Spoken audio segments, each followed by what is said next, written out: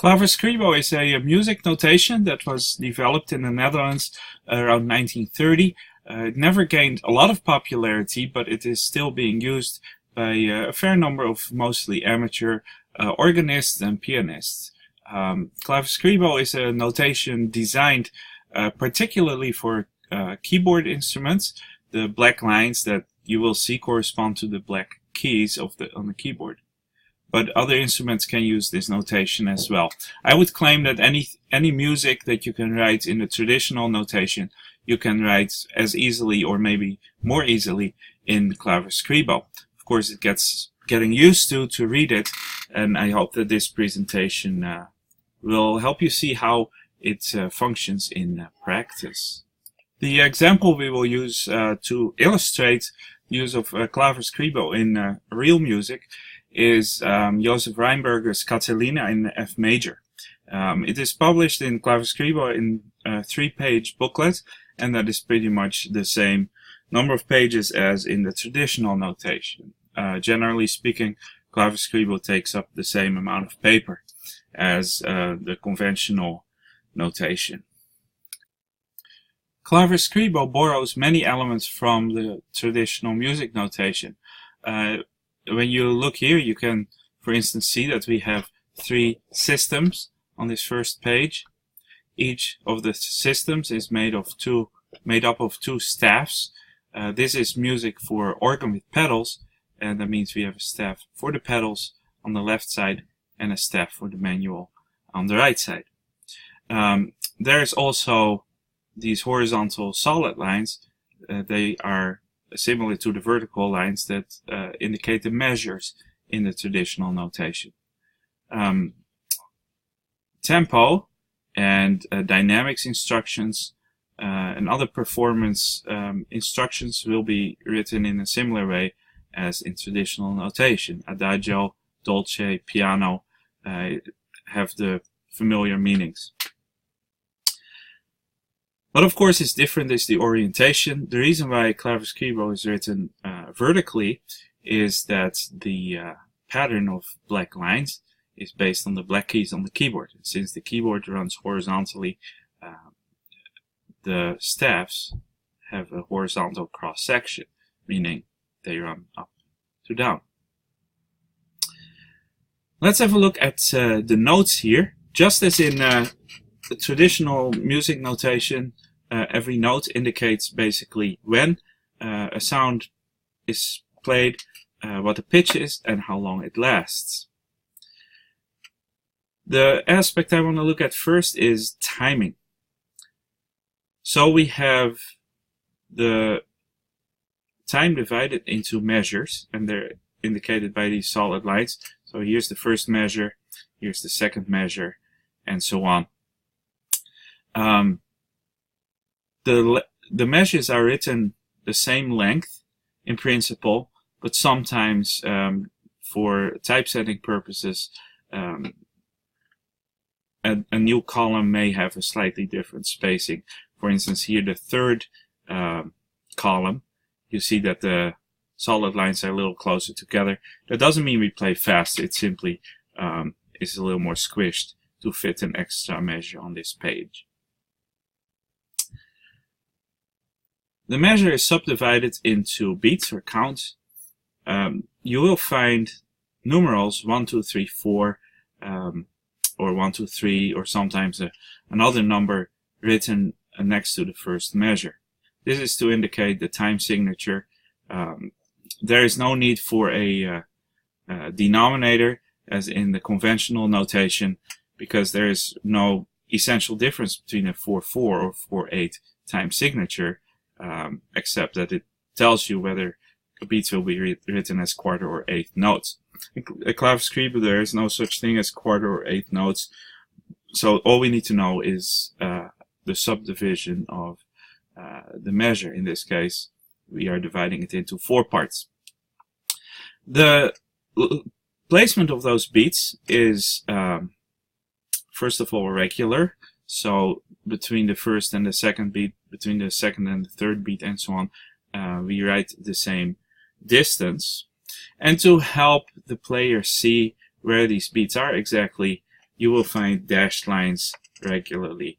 On the heavier beats, in this case the 3s, there will be somewhat longer dashed lines. On the 2s and the 4s, there will be partial lines. And basically, all we do is write as much visual information as is needed to get a good picture of where the beats are. The stems of the notes indicate exactly when they will be played. So if you look here at the first set of notes, the first chord is played here, beat 1, measure 1. The stems of these notes coincide with the first solid line because they have to be played right at the beginning of the measure. So let's have a look here at the pedals. The first note of the pedals is written as a white circle just left to the left of a group of 3 black lines. That means we're going to play the note just to the left of a group of 3 black keys, and that is the F. So this is the lowest F on the pedals. This note lasts for half a beat. I know that because right between beat 1 and beat 2, a new note is written, and in this case it's the F an octave higher. In Klavarskribo, the basic rule is that every note lasts until the next note with a stem in the same direction. That means, for manual playing, means notes of the same hand, and in the pedals the stems are always written to the left. So this low F sounds until this high F comes in, and that's how we know it lasts half a beat. So traditionally this would be a 1/8 note, because 1 beat is a quarter note. Here at the beginning of count 2, the same F is written, so we repeat the note again half a beat, because then we get a low F, and so on. You see that these notes are connected in groups of 2 and later on in groups of 4 notes by beams. Those beams have no real meaning. They're merely to give a visual aid to logically group the notes together. Another notation that is familiar from traditional notation are the dots here shown at the end of the stems. Those are staccato dots, so the pedals are played staccato. It's hard to see here, but the word simile is printed here, which as usual means that this staccato pattern has to be continued even though it's not written. So that is an example of a melody of just one voice played here in the pedals. Every note lasts until the same notes of the same hand. Now if you look here at the manual part, the right hand is playing the notes that have a stem to the right. This note is the high C, or C5. I know that because the dashed lines indicate the 2 black notes just following the central C, and this one is an octave higher, right? The white note just left to a group of 2 black notes is a C. So the right hand plays a C here, and following the basic rule, this C lasts until the next note sounds in the right hand, which is a D. Now note the dashed line. The dashed line tells us where the second beat is. The third beat will be here. And so this group of 3 notes divides the second beat into 4 equal parts. So that means we are going to have quarter beat division here. So the conclusion is that this first note, the C, lasts 1 beat plus a quarter. And then we have a D, that is a quarter beat, an A, that's a quarter beat, a B flat is a quarter beat, and then we get to the C at the beginning of beat 3, which will be longer again. So notes that are longer are simply spaced farther apart, and the pattern of dashes indicates when to play the notes. If you look here at the beginning of the second measure, you see the first beat starts here with the full chord. The second beat starts here. And to help us see the subdivision of that first beat, there is a very short dashed line here indicating where the middle of that beat is. This helps you to see that the note here, the F, lasts 3/4 of a beat, and then the E here is 1/4, and so on. Now that sounds a bit complicated, but all we have to do really is follow the notation from top to bottom at a regular rhythm and play the note corresponding to the time indicated by their stem. So it's actually more complicated calculating the length of a note than it is to play them. The left hand gives an example of multiple notes played by the same hand. They're just written on the same stem. And again, the rule is that a note lasts until any note on the same hand. So this combination of notes, A, C, and F, essentially gets replaced after 2 beats when we have another group of notes with the stem to the left. However, the C here in the middle is supposed to sound all the way to the end of the measure. So even though the left hand gets new notes, that particular note has to stay. This is indicated by the dot. So the dot here, a continuation sign, is an exception to the rule that a note lasts until the next note on the same hand. The other exception that we don't find here in the Cantilena is a stop sign. If there's a little V under a note, that means that the note stops there even though there's no new note. In other words, we get a rest. Well, it's time to put this to practice. There are a few details that I will point out afterward, but we have basically covered all you need to know to follow along as the Cantilena is being played. So here's a performance of the Cantilena by one of the Zwart family on the organ in the Wester Church in Amsterdam. And I will try to follow along in the score with my cursor here. So there we go.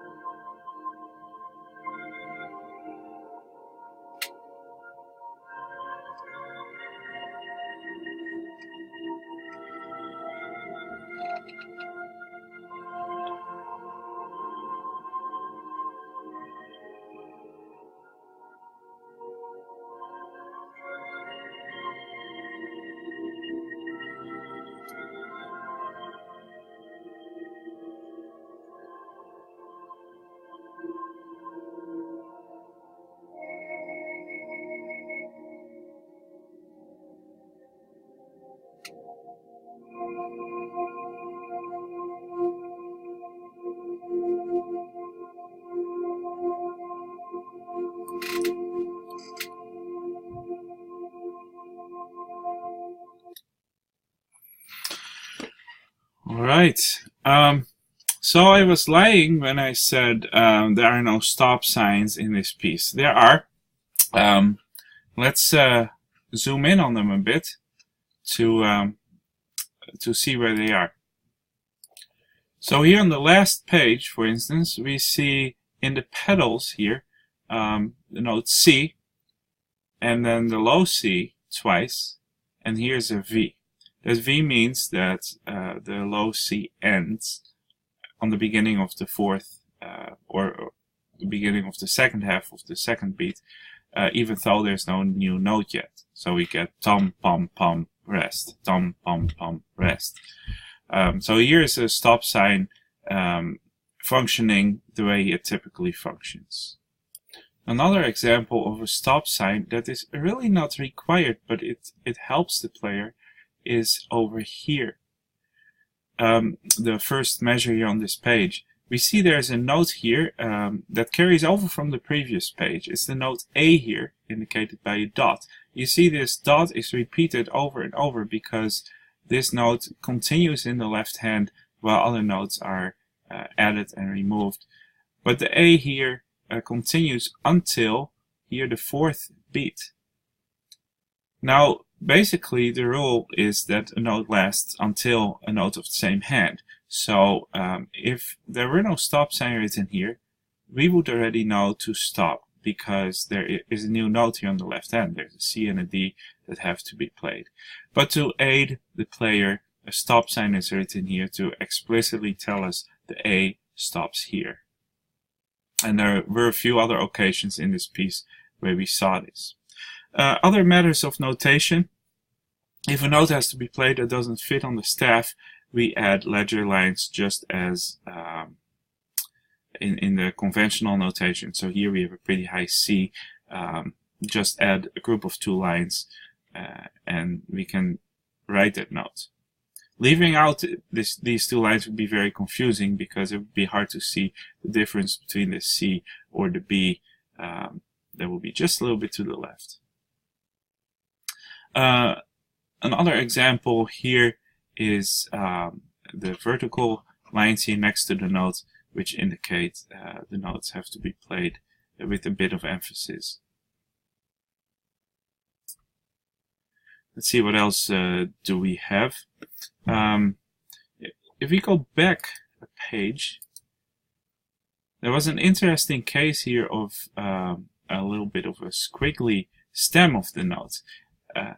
Here, the right hand note sounds lower than the left hand note, which means that the two chords would, or the two heads would cross on paper. And of course, that's not very clear. So the lines are a bit bent here to show which notes are for the left and which notes are for the right hand.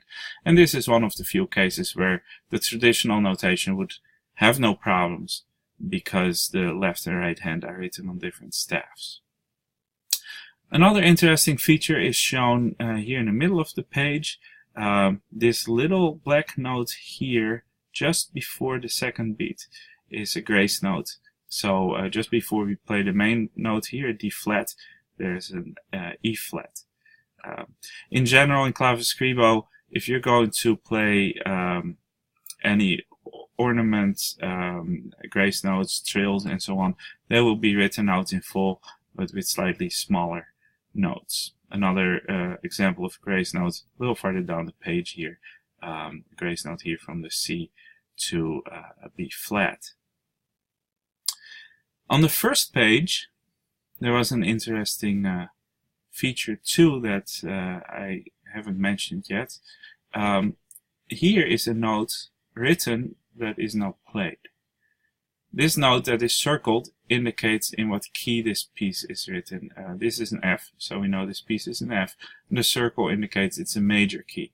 If it were a minor key, we would draw a diamond.